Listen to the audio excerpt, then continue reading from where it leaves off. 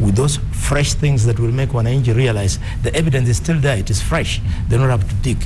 They can then work on things like, for example, the 4 years maize scandal, which we had, and Parliament had a serious debate against the Deputy President.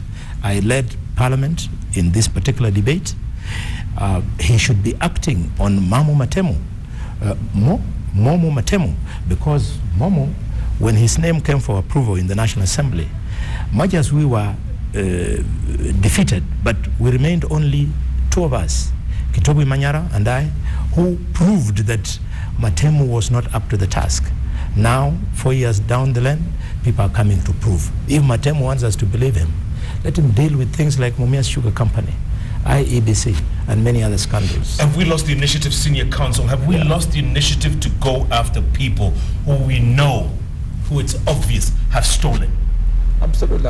I think the country has a systemic failure. Institutions have failed.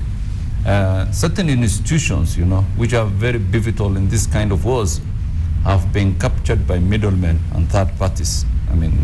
If you look at the history of Kenya, you will see that there are people who are not, in government, for example, in the executive or parliament, who have more influence in institutions like the Kenya Anti-Corruption Commission or the CID or even other vital organs of the state than probably even those guys who are in power. So, we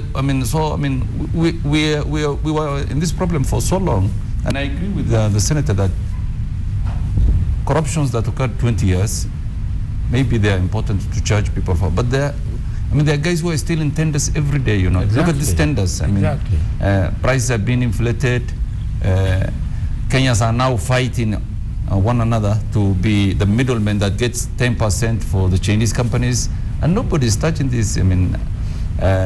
Ministers, like especially this government's ministers, are becoming one of the richest men in this country. Ministers. Yes. To be rich in Kenya now, you must work for the government.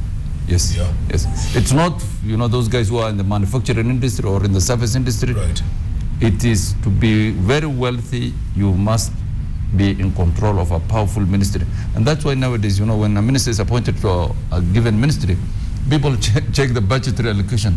Then they say this ministry has a 20 billion budget. It's a good ministry.